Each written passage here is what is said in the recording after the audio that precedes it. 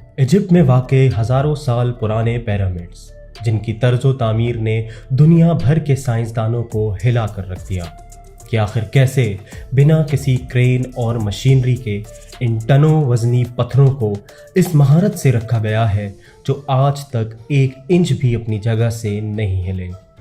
आखिर इन पिरामिड्स को कैसे बनाया गया, इन्हें बनाने का मकसद क्या था और साइंसदान अब तक इन पिरामिड्स के अंदर से क्या कुछ ढूंढ पाए हैं, आइए आपको बताते हैं।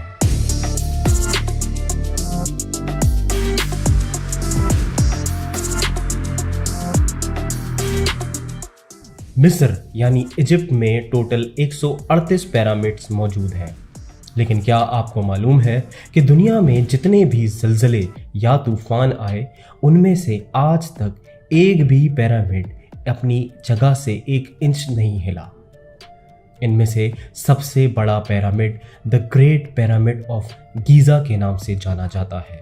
इस पिरामिड के अंदर का एरिया इतना बड़ा है कि इसके अंदर 1-2 नहीं बल्कि पूरे 9 फुटबॉल फील्ड्स आराम से आ सकती हैं।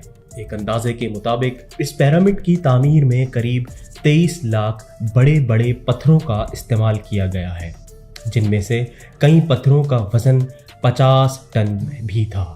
इस पिरामिड का वज़न 60 लाख टन है, जो कि 12 बुर्ज खलीफा के वज़न के बराबर है। लेकिन हज़ारों साल पहले जब इंसान के पास ना तो कोई टूल मौजूद थे और ना ही कोई दूसरी टेक्नोलॉजी, तो कैसे इतने वज़नी पत्थरों को 480 फीट ऊंचाई तक पहुंचाया गया, कैसे इसे अर्थक्वेक प्रूफ बनाया गया और कैसे इसकी चारों साइड्स को बिना कंपस के सेट किया गया। बहुत सी रिसर्च टीम्स कई सालों से इस सवाल के जवाब ढूंढ रही थीं कि आखिर कैसे इस पिरामिड की हर साइड यानी कि नॉर्थ, साउथ, ईस्ट और वेस्ट की जानिब से सेट की गई होगी। चंद एक्सपर्ट्स का मानना है कि इस पिरामिड को बनाने के लिए सबसे पहले ऐसी ज़मीन का इंतखाब किया गया होगा जो लाखों टन वज़नी पत्थरों का बोझ उठा सके।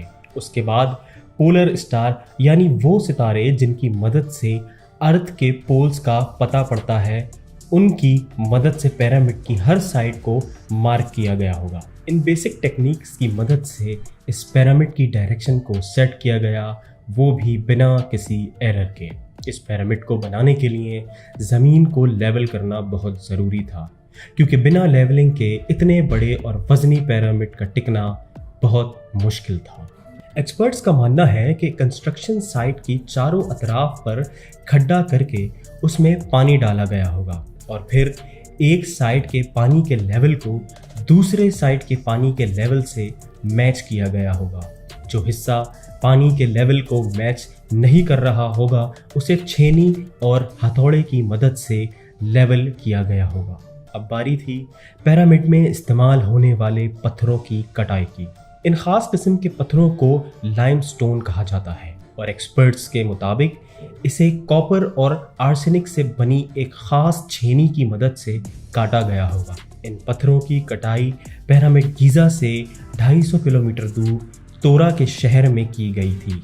लेकिन इन भारी भरकम पत्थरों को गीज़ा तक लाया कैसे जाता, क्योंकि ना तो उस वक्त कोई ऐसे ट्रक्स मौजूद थे जो इन पत्थरों को एक जगह से दूसरी जगह लेकर जाते और ना ही कोई जानवर काम आ सकता था। हैरत अंगेज़ तौर पर यह काम मज़दूरों और कश्तियों की मदद से किया गया।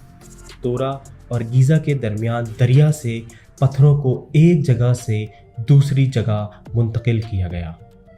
एक्सपर्ट का मानना है कि इन पत्थरों की कश्तियों में लोडिंग और अनलोडिंग में कम से कम 500 मजदूरों को एक ही वक्त में लगाया गया होगा। रिसर्चर्स इस पिरामिड की तामीर के हवाले से काफ़ी कुछ जान चुके थे, लेकिन एक बात अभी भी उन्हें सता रही थी कि आखिर इन पत्थरों को इतनी ऊंचाई तक पहुंचाया कैसे गया होगा। या तो ये स्पाइरल ट्रैक के ज़रिए ऊपर ले जाए गए होंगे या फिर ज़िग-ज़ैग तरीके से। लेकिन ये बात तो तय है कि इन्हें ऊपर पहुंचाने में भी मज़दूरों का सहारा लिया गया होगा। यहाँ आपको बताते चलें कि इस पिरामिड के अंदरूनी हिस्से में जो पत्थर इस्तेमाल किया गया है वो लाइम स्टोन नहीं बल्कि ग्रेनाइट है। ग्रेनाइट एक ऐसा पत्थर है जो डायमंड के बाद दुनिया का सख्त तरीन पत्थर माना जाता है और इसे काटना आज भी बहुत मुश्किल काम समझा जाता है। इस पिरामिड के अंदर साइंसदानों ने अब तक क्या कुछ पाया है, उसके लिए वीडियो का अगला पार्ट ज़रूर देखिएगा। अगर आपको ये वीडियो पसंद आई और आप ऐसी ही मालूमाती वीडियोस देखना चाहते हैं तो हमें कमेंट सेक्शन में बताएं और हमारा चैनल ज़रूर सब्सक्राइब कीजिए। मिलते हैं अगली वीडियो में, तब तक के लिए अल्लाह हाफ़िज़।